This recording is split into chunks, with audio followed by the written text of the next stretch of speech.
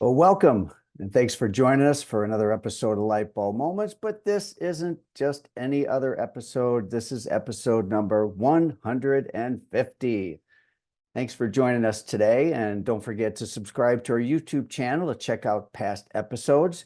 Also, this is a podcast, so you're welcome to experience this, whether it's live on YouTube or the podcast. I'm Tom Qnity. I'm host and curator of Lightbulb Moments. And what is a light bulb moment? Well, it's a moment of sudden realization, enlightenment, or inspiration. Remember, you can't start a fire without a spark. So a light bulb moment is great, but doing something with that light bulb moment is what this is all about. At Qnity, we're here to help you go from what's confusing, overwhelming, and complicated to a simpler path towards greater prosperity. And to prosper, remember to manage your ATM to three currencies we have in life: attention, time, and money. And thanks for spending your precious time with us. We love hearing from you. Submit to our website, put something in the chat, whether you want to be a guest, whether you have a topic. We love hearing from you. Reminder, today is episode 150, so we're going to have a special segment in a moment. And I did want to also give a shout out to Hairbrain for nominating this podcast as Industry Podcast of the Year. What an honor. And that's because of the great guests that we have, the great sponsors we have, and all of you that take your precious time to spend with us. So thank you. Our guest today, we'll get to very shortly, is I think he's a three-peat, Will Simpson, who's head of partnerships at Vish. We're going to talk we're going to talk about some great stuff today with Will, and we're going to get to him in a little bit. Check out past episodes. Our last episode, we actually had two episodes that were split. We had Sam Bricata, a regular, and multiple guests on Lightbulb Moments, talking about several different things that he's passionate about. One of the many things I love about Sam is his curiosity and his commitment to lifelong learning. So I asked him to stick around during the interview with Mike Leggett, who is a resiliency expert, fascinating guy. The kind of work this guy does is incredible. And he is part of the University of Texas contingent professor that will join us at the Phil. So we got a chance to meet Mike, and we're going to get a chance to work with Mike even greater when we see him at the Phil, where he's going to do a breakout for us. So check out that episode. We also recently had Gary Spellman from the Peace, Love, and Hope Foundation. And he's a great guy, fascinating person. Check out that episode. Chris Barron, another episode. Tamara Fields from Accenture. She's also going to be joining us at the Phil. Past guests also include Jen Lyles, Cash Lawless, Shane Price, and Liz and Jess Arundel, who's actually going to come up today in the conversation that Will and I will have very shortly. Remember to submit a light bulb moment of your own or put it in the chat. We love hearing from you. I did want to give a shout out to our sponsors, Lightheart Sanders, the CPA firm. They've been great sponsors of Light Bulb Moments for some time now, and they make a very big impact in the industry on the school side, and then also with salons. You'll also get a chance to see them at the Phil with some new data. For those of you in the school industry, they're going to be doing a benchmark study at the Phil. But shout out to Lightheart Sanders, also Green Circle Salons. We've had Shane Price as a guest on here. They've been great partners for us and many. And then, of course, Forrest, who also is a sponsor of Lightbulb Moments. So shout out to those three companies and the individuals behind them. Upcoming dates, of course, we have the Phil coming up May 19th through 21st. We'd love to see you there. If you haven't registered yet, please register. We're going to start to fill the breakouts. So get your registration in. Very exciting partnership with the University of Texas, bringing some of the most elite educators in the world. So do not miss the Phil this year. The night before the Phil will be a celebration of Lightbulb Moments, which is a black and white night. We're going to honor all of our guests and honor all of you for a night of impact. And that is the night preceding the Phil. That's May 19th. Don't forget to check out Erin Bonzali, her podcast, 102. She's just got some fascinating guests, and she also was nominated for Podcast of the Year. My light bulb moment last week is was a quote, and this week I have another quote for you, and this one's a good one here. And so I'm going to give you a quick quote, then I'm going to give my light bulb moment of this week. So here's the quote: 20 years from now, you'd give anything to be this exact age, exactly this healthy, and back in this exact moment. Now take a second to enjoy it now. That's a good message. Never quite thought about it that way. I mean, 20 years from now, 20 years from now, we will look back, if we're still around, for goodness sakes, which I hope all of us are still around. I plan on being around. And I'm sure all of you will be around. Anyway, take a second to enjoy the now, which is sometimes difficult to do for many people, including present company. So that was a quote that I really loved. Let me know if you like that one. All right. My light bulb moment this week has to do with episode number 150. Anybody care to guess a couple different things? What number of podcasts actually reach the 3rd episode?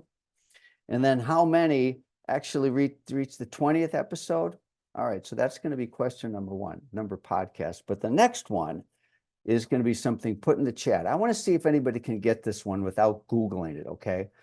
What is the longest running consecutive sporting event in the United States right now? Put it in the chat. Let me see if we can get it without Googling. What is the longest running sporting event with no interruption that's gone 150 years? Anyway, as to podcasts, I'm going to give you a moment to see if anybody can put that in the chat on longest running sporting event. Podcasts, 90% of podcasts don't reach the 3rd episode. And the ones that make the 3rd episode, 90% quit after the 20th. So we just keep going, and going. And I love it. And the reaching 150 episodes when our goal was 5 is something that's quite incredible. Now, let's just see in the chat here. What do we got? Daytona World Series. I love that no one has got this. All right, no one has got this. There we go. There we go. That is right. It is the running of the roses, the Kentucky Derby, 150 consecutive years run. Now, I was just at Churchill Downs for a tour on Saturday, and it was an amazing experience. I was down in Louisville for a wedding, and we got to go to Churchill Downs. My gosh, what an experience that was. We didn't see the race, of course, that's coming up, but we got to go behind the scenes. We got to see the horses and do their practices and the runs. We met with trainers. A really cool tour. Anyway, now, as it relates to the Kentucky Derby, let's just stay with this one for a little bit by the numbers. So a couple things. So they've run every year since 1875, and a maximum of 20 horses. It is a 1.25 miles, and 127,000 Old Forester mint juleps are consumed, okay? 750 liters of bourbon, and 163,000 hot dogs, and we can go on. The pageantry around the Kentucky Derby is absolutely incredible. The attire, it is really an amazing experience. So anyway, this ain't no Kentucky Derby, but what it is, it's a great forum to spend time with you, and what a privilege it is to get to work with so many great guests, including, and this is a great segue over to Will Simpson. So a little bit about Will. Will, I think I've got something that I'm going to read here, because I know I'm going to give my own personal introduction, but I want to give his formal one. He says, education is the most powerful weapon. For the last 14 years, he's dedicated himself to fixing the ugly side of professional beauty. My goodness, the word ugly is in there. Okay. Will joined Vish as head of partnerships in 2023, introducing industry stakeholders to an environmentally friendly hair color management solution that grows salon profits while simplifying inventory processing. He's a lifelong learner, fueled by the belief that smart systems designed around sustainability and profitability will drive our industry's evolution. He dedicates himself to the beauty professionals who share a passion for building a more prosperous future for all. And that is a legit introduction to Will. And Will, how are you today? I'm very well, Tom. Thank you. didn't expect to have that whole preamble, but here I am nonetheless. So hopefully I can live up to it. Well, I think it's I love the topics that we're going to get into, and we all love you, Will. I mean, we've been to multiple events with you, and you've been impactful to so many different people. I know you were also part of the PBA Future Leaders Group. You got to work very close with Aaron, and we've got to partner with you on many topics. And what we're going to get into today is some stuff that, boy, I get a lot of questions on, and I can't really answer the questions, and I think you're going to help. Hair color is a really big part of the salon model. And getting some updates from you, just sort of what you see some trends are, some different ways to address some of those trends. We've got several different topics, and so let's jump in, okay? Yeah, absolutely. So I guess first of all, what I would like to say is congratulations on episode 150.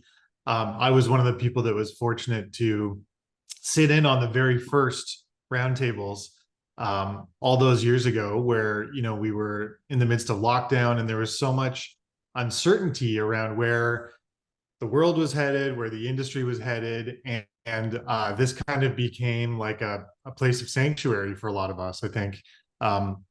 And interestingly, that was really that was the time and where I realized just how much passion I had for this industry and the people in it. And I think that things like the roundtables, which became Lightbulb Moments, were so helpful in kind of crystallizing people's thoughts around that time, and just really kind of helping us to realize what we had to lose, and how important it was that we got together and fought as a community to build back better. And I think 4 years later, 150 episodes later, we're still very much living in the elongated shadow of those early days of the lockdown.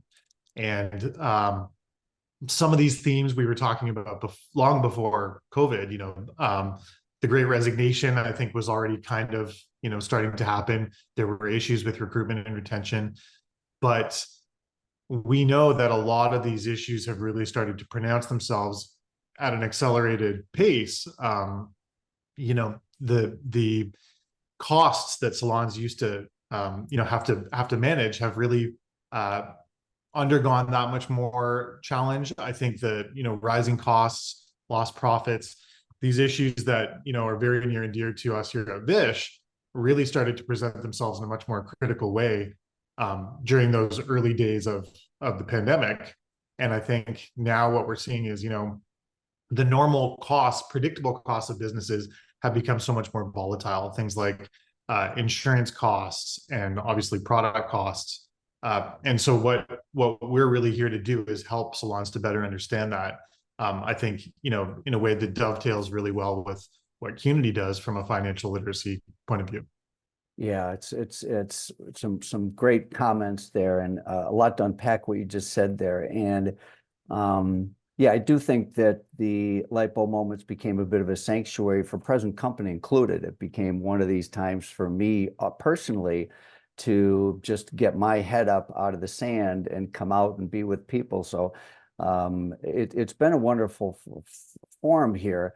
And I think that your segue into economic conditions today and how it's evolved and where we're at today. I mean, you mentioned essentially inflation, and one of the reasons we have you back on, and one of the reasons we do work together, is because you have a system that helps in two of the main KPI. I mean, what are our KPI? There's three basic KPI. There's cash flow, there's profit, and there's sales. And you're really addressing sales and profitability, because this enhances revenue, but it also decreases costs. So that's why you have our ear, and we have you back on here, is because that's very important. So let's unpack some things together here. So first of all, I get asked all the time on trends. What's the trend right now? So from your point of view, because you partner with multiple companies, you have a glimpse behind the curtain of some data. Let's talk about first, sales right now and trends, first quarter. What are you seeing? What are you hearing? So anecdotally, what we're hearing from the field is both on the salon side as well as the manufacturer distributor side, we're hearing that sales are down. So, what does that mean? Well, to a salon, what it means is we're hearing that initially at the beginning of first quarter, there were a lot of challenges, really coast to coast with weather, a lot of lost days at the salon, lost productivity, but also a lot of kind of lingering seasonal illness, which impacted appointments. And then from there, what we heard was appointments were being stretched out. And then, of course, the kind of long tail of that is that sales are lagging for manufacturers and distributors. And so we took a look at the data to see, what are we actually seeing from our end. And sure enough, the average number of services booked in salons from first quarter of 2024 compared to last year, it appears to be down about 3%. So what's really interesting with that is there's also a connection between that and the amount of hair color that gets used when that guest does come back. So in other words, those guests aren't disappearing, but we're seeing that, there's a dip followed by a bit of an increase, followed by a dip. So they're stretching out their appointments. And then when they do come in, it requires more hair color in order to, do the gray coverage or the root coverage that those guests, those predictable guests are coming in for. And so I think this is where it becomes so much more important to ensure that when they are sitting in the chair, when you do have them there, you're guaranteeing that that's a profitable service. We know that 1 in 5 guests that leave the salon are actually leaving at a loss to the salon. This is what our data shows us, and there's myriad factors contributing to that. One of which is the fact that services just get missed. So guests coming in for a color, and then we add in a toner, and oops, guest left. We forgot to communicate that to the front desk, or perhaps there was some emotional discounting that happened. But there's also the much more insidious problem of when that guest stretches out their appointment. If we're charging the same amount as we would at 6 weeks when they come in at 10 weeks or 12 weeks or beyond, well, that becomes a floating profit margin for us. And essentially we're shouldering whether or not that's going to be a profitable service.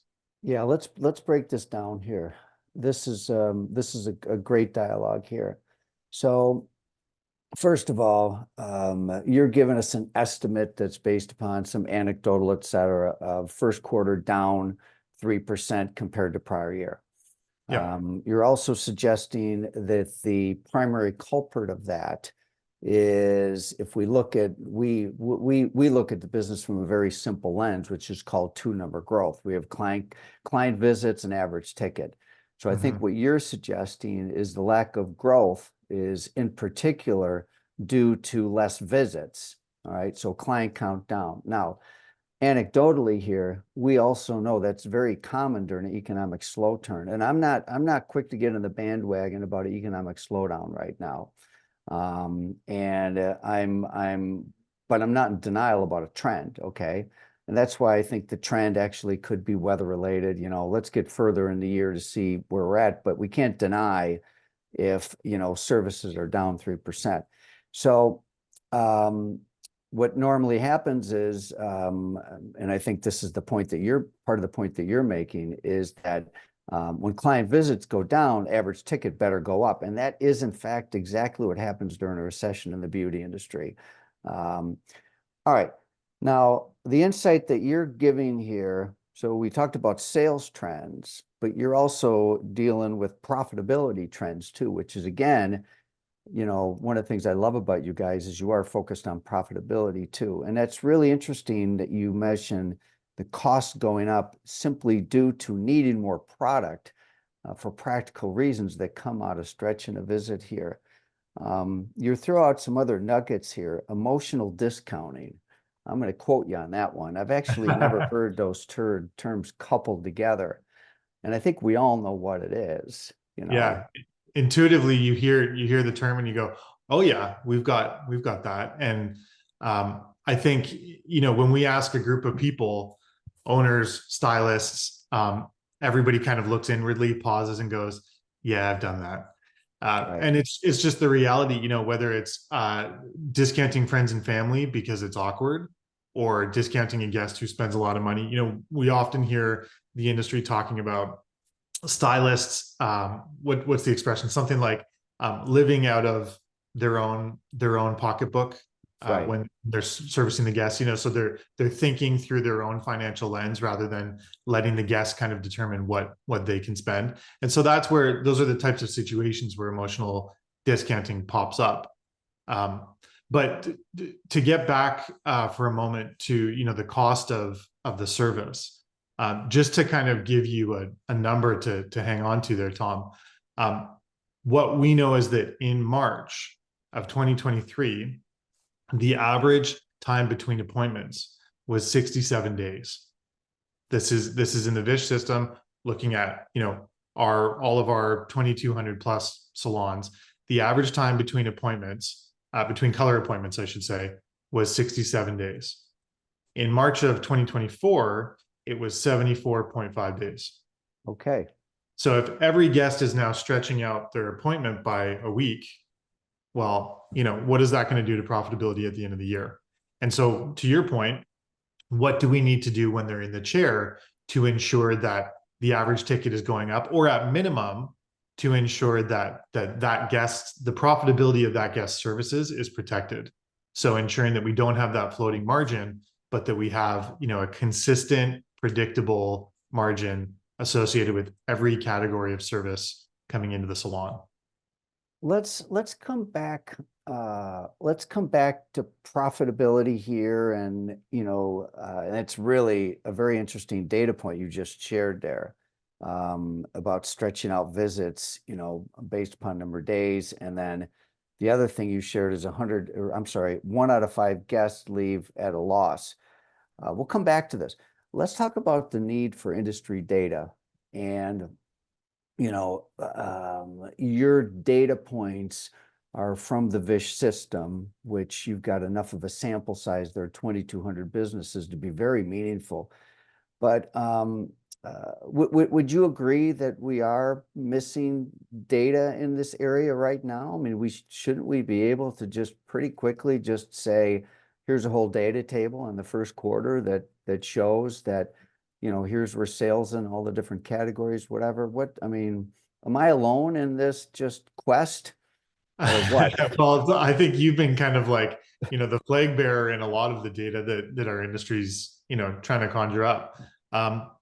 We know that there are organizations out there that do a pretty good job of data collection. The challenge is that data is often several months behind. So, we're learning about first quarter and maybe the fourth quarter. We know manufacturers can tell us what they sell into salons. POS companies can tell us, to a certain extent, what type of revenue these salons are doing and on what services. But it's very difficult to understand how product is being used inside of these services, and what services are landing on the ticket and how. So this is where Vish, I think, really presents some unique data, because historically we could only really capture what was done in the color bar if we wrote down a formula. That's the only evidence of the guest appointment. And so what Vish is able to do is really record every single data point from guests came in and they changed their appointment or they changed the services being performed to, they booked in for a demi and we ended up using some permanent color as well. Like, all of these become data points in our system as soon as they've hit the scale. And so really what we're doing is we're equipping salon owners and ultimately the industry at large to really have the ability to do a deeper analysis, which allows salons to then say, okay, I understand what my cost of this service is. It's not what I thought it was, and maybe not even what the manufacturer told me my cost was per service. And now that I know what my average costs are, I can make informed decisions on whether I want to do a price increase, whether I want to be capturing, extra product charges, AKA, a more refined extra bowl fee. Um, and ultimately, we have a lot of salons that are using this data to determine how they want to, or if they want to eliminate charging their team for the color that's being dispensed as well. You know, one of the things that I felt was very useful in the conversation that we had in the prep session is what you've done to really categorize color. Because, color services and naming color services vary greatly between businesses. And it has to be very difficult to look at this big mass category of color without some structure. And was super interested to hear how you really addressed what is a normal apples versus oranges situation and to really break color down. So let's go there for a little bit. And I found that very informative to really categorize color into 5 key areas. Let's go through, first of all, let me get your point of view why that's important. And then secondly, what are the categories?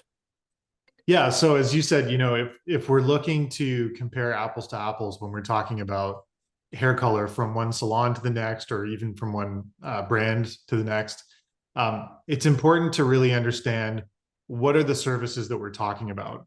And when you look at the average salon's service menu, they may have services called half highlights or full highlights, but they also have services called, root melt and power lift and face frame. And, what are these things, right? And oftentimes it denotes the artistic approach to the service more than, what the service is itself.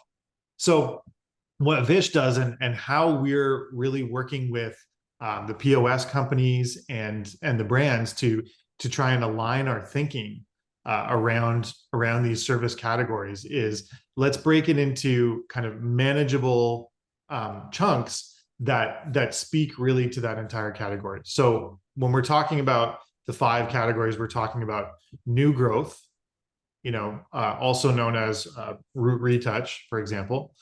We're talking about all over color, lightening, toner, and treatments.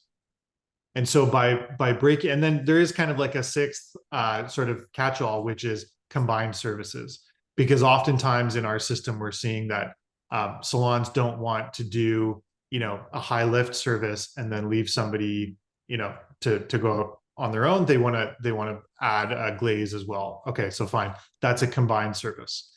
And by breaking down between these categories, we're then able to really understand, like, what is the average cost of a lightening service, as opposed to trying to look at the average cost of a hair color service, because that can vary so greatly.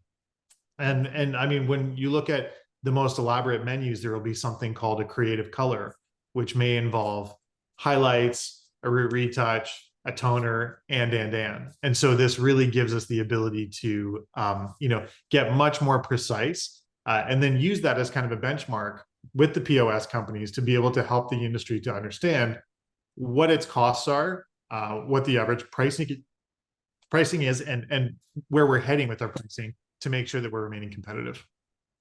I hope you take the lead on this. I hope Vish takes the lead on this segment of data and dicing it down amongst these different categories. It's very difficult to operate a business without trend data, and I love how you've packaged those and then also described that in certain cases they're going to be bundled together. So it's not necessarily a clean dividing line, but all right. So, so we talked about categories of hair color. The other thing, and when spending time with you in the past, as well as Josh Howard and Tim Howard, who are your partners in crime at Vish there, because they've been guests on Lightbulb Moments also. You've changed pricing. There's been some innovation and really caused the industry to look at pricing under some different lenses than we traditionally do. So, and that's part of, that's part of a point of difference for you guys. So why don't you go through different pricing models For example, there's the common pricing model, and then there's pricing models that would be more like parts and labor. So it's worth a quick overview first. Yeah. So I'm going to break it down really simply because, we have all kinds of different models out there right now, from, traditional to team-based pay to all-inclusive. It really does run the gamut.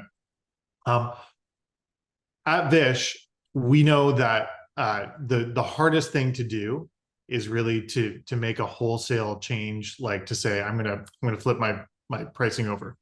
So ultimately, what we try to do is really just see what the data tells us for the first 4 to 6 weeks, and then we can work with the salon to understand, based on what the data is showing us, where do you want to move to? Are you looking to become a parts and labor salon, for example, where you've completely broken out what you charge for the service versus what your actual product cost is? And certainly, we're going to be getting into this more at the Phil in Austin for anybody who's coming.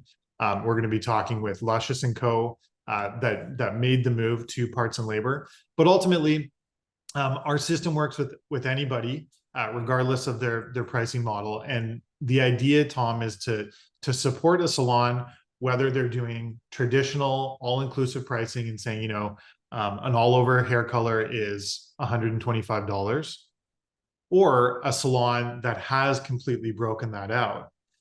And the journey to get to that parts and labor pricing for salons that want to ultimately do that is to really understand, what are the costs of this service? What's the actual cost for the salon? And then, do I want to build in a retail markup on that? So as I explained to you earlier this week, many of our salons are now charging what we call extra product charges, which is to say, they go into our system and they say, for this highlighting service, I'm going to be using this product, and I expect to use this many grams or ounces. And then Vish will automatically tell them, okay, this is what your cost is for that service. So, I'm gonna do a 3-ounce service at a cost of $12. Perfect, great. Now, do you want to build in a retail markup on that? And most of our salons are opting to do that. And then what happens is, when they go past that threshold, let's say 3 ounces, that's when the extra product charges kick in. And the average extra product charge is only a few dollars, but it's the difference between, trying to charge an extra bowl fee, which is usually around $20 to $30 and very rarely gets applied, versus, the incremental gains of $2 to $5 here and there consistently, which can yield some really impressive results. So as salons, transition into the extra product charges, then over time, they can really dial that in, make sure that, first and foremost, they're not wasting any product. They're only, charging the guest for what's actually, genuinely being used in that service. And then ultimately, setting a product allowance of $0, so that as soon as they mix that first gram, they're collecting product charges for it.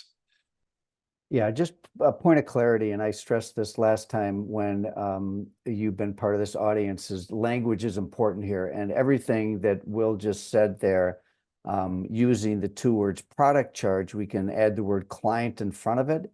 So essentially, everything that was just described was a client product charge, as opposed to a staff product charge. So essentially, what it's doing is it's taking the ticket and increasing the price of a ticket once you go through a threshold, which the client rightfully so, would pay extra. I guess like an oil change, using 2 quarts, 1 quart or 2 quart, type of thing. So it's a good analogy. I mean, if you're maintaining your car, you're going to need X amount of quarts of oil. If you're not, you're going to need more, and the customer pays for it. We're used to that. But we're not used to that in the beauty industry, though. So now, no, we're used to treating product as a tool, right? And the cost of the service is $100, and maybe my product cost is $10, maybe it's $25. It just depends on the product. Well, the reality is that by treating it as a retail item that the guest is paying for, you're ensuring that profit margin is always going to be intact. And as the Arundels say, we now have the ability to deliver a 50% commission to our team and ensure that our profit is intact without really having to pay them for the cost of goods on that service. So let's say that we have a service, let's use an example here and see if I can use some real numbers. I've had one written down so we don't have to make it up to begin with. All right. So let's say, for example, an all over color or a service is $150, flat fee, it's all bundled together. The alternative would be a service fee, whatever it is, pick a number, and then separate from that, a product fee. All right. Yeah. And in the example I gave, 150, how would that normally break down? Let's say it's the same amount. How would it break down between service and product? Just rule of thumb. So you may be, ultimately what you're looking to do is to build a service menu that matches your current pricing as closely as possible, because you don't want the guest to experience sticker shock. And that's the challenge with salons that want to just turn on parts and labor, is if you haven't dialed in your waste, if you haven't really taken a critical approach to your pricing, that ticket may suddenly skyrocket. And so, in this case, it may be we have a $130 service charge plus product, and we're going to be using, $10 worth of product with a keystone markup. So 100% markup on that. And so the charge to the guest is $20 for product. My cost is $10. Okay, got it. All right, makes sense. So it's still $150, but 130 and 20. All right, so now you go over above that. Now we use more, and it's another $10. And with, as you mentioned, a keystone markup, which is double, then in that particular case, the service might go to 170. Is that right? Yeah, it may be 170. Okay. Again, your product cost is $20. You've covered your product cost plus that full markup. So again, you're ensuring that your margin maintains the same, stays the same, regardless of how much product that guest needs. You're wise in a process that gives it the right time and channels before you jump into this. There's data collection, there's staff communication. Has there been, so salons that have gone this route, gone to the parts and labor route, what type of pushback do they get from clients initially? And two questions. What type of pushback do they get for clients? And which is the greatest pushback, with staff or clients, on a change like this? Yeah, great question. I think if they're doing it correctly, the clients should not be feeling any hit whatsoever. The client understands, and in fact, clients actually really like when the stylist is going back to the back room with an empty bowl, right? The challenge, you can imagine, Tom, is if they're saying, by the way, there's going to be an extra $25 product charge, and then they see the stylist walking away with a full bowl of color to go dump, and it's, well, I'm not paying for your wasteful mixing practices. So that's where I think there's an opportunity, and again, that's why we really want to dial in the waste. So with Vish, they're building a formula, dispensing, and then coming back at the end of the service and reweighing that bowl. Vish is capturing that formula, but it's refining it. So the waste, what was left in that bowl at the end of the service, is being removed from that formula. So unless we've done that critical piece, there may always be waste left in the bowl. And so we really want to refine that and make sure that that's really dialed in. And again, the guest is always seeing that kind of last swipe of the bowl going on their hair. And then it's really easy to say, okay, so here's what it costs. And particularly if the guest is stretching out an appointment, you came at the 12-week mark, you had a lot of root coverage required. So, you're going to notice that it's an extra $20 today. And so I think this becomes part of the consultation. And one of the great things about our new version is that we actually have the ability for stylists to build the formula in real time on their mobile device. So they can start to really kind of understand what the added costs may be of that service and build that into the consultation. So that's the first part. The second part is, as you can imagine, with anything, there's always going to be staff pushback. But there is an opportunity for the staff to generate greater commissions through product charges, through the guest product charge. there's an opportunity for them to, become more confident in their formulations. And ultimately, they should feel good knowing that their guest is really just paying for exactly what they're getting. So it kind of holds everybody accountable, and it becomes a more authentic system for charging. You just dropped something in there about a new version. What's new version? Talk to us about that. New version of Vish. Yeah, new version of Vish. So actually, it was this week, 6 years ago, that Vish launched on the Apple App Store. We were running the same version, the same platform for 5.5 years. So in November of 2023, we launched Vish 2.0. We have been doing updates, throughout the process, but Vish 2.0 was the first time that we really did a complete overhaul. So this brand new app is, significantly more intuitive. It's a much more linear mixing process for the stylist. It also has a whole bunch of new features built into it. And the added features that we had previously are easier to find as well. But most importantly, we've made it very intuitive for a salon to go in and say, here's what my cost is on this product, and here's what I want to make as a retail markup. And that product allowance calculator basically allows them to understand, here's what I need to do, here's what I need to charge in order to maximize my profit on every single service. So it's really just a much more approachable way for everybody to use the Vish system. The principles haven't changed. The rules of how to become profitable haven't changed, but we've made it easier to implement, and easier for stylist adoption. We're gonna need to wrap up here in a little bit here, but you shared the number 37 million with me. 37 million in 2023 of extra client product charges. Is that right? Yeah, absolutely. So, when we look at it, that incremental revenue that we're putting back into the industry just didn't exist. That's what used to be that floating profit margin for the salon. So, whether or not that service was profitable, or to what extent it was profitable, was always in question. That $37 million is net new revenue generated inside salons. And so, just to give you a little sneak peek for the fill, we're going to be talking with Luscious & Co. About how in 2023, they generated $51,000 in new incremental revenue through that product charge to the guest. Yeah, And it was, I think the net, it was 20% year-over-year growth.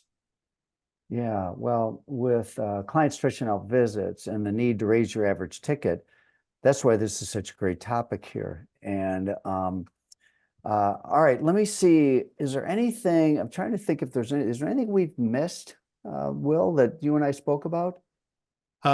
I would just add one thing, which is, we started this conversation kind of talking about how pricing is really super volatile right now. People understand, I think, intuitively, the need to capture as much revenue as possible when the guest is maybe stretching out their appointments. A lot of people don't really know where to begin. And so a great place, I think, to begin the conversation is to understand where your pricing sits relative to the rest of the industry. So one of the things that Vish has actually launched this year, a la Qnity, is we're doing a color pricing study. And so we want to make sure that this is really statistically relevant. So we're looking to get as much data from the industry as possible.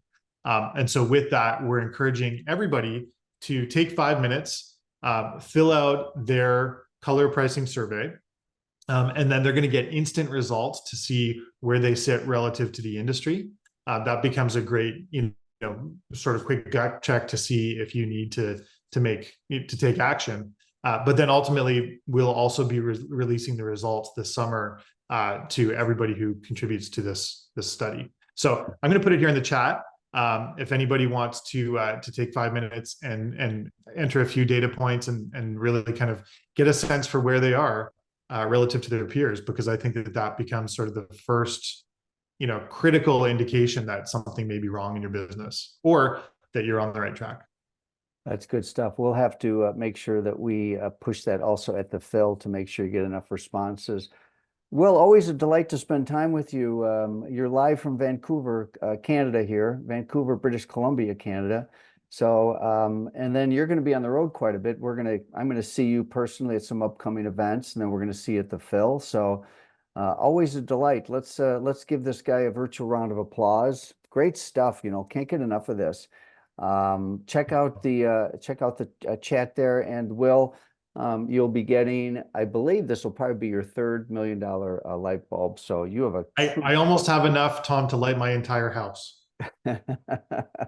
well, yeah, come back when you get the pricing strategy done, and come back when you've got some metrics around your 5 categories about color growth, because I think is an audience that craves this kind of stuff. So well done, Will. Thanks again, and we'll see you very soon. Excellent. Thanks, Uh, Tom. for, Thanks, everybody. for the rest of you, thanks for joining us for episode number 150. We'll see you next week, and we'll see you in upcoming weeks here. Super excited to see most of you, hopefully as many of you as possible, at the Phil. I do want to give a shout out to our sponsors, Lightheart Sanders, Forest, and Green Circle.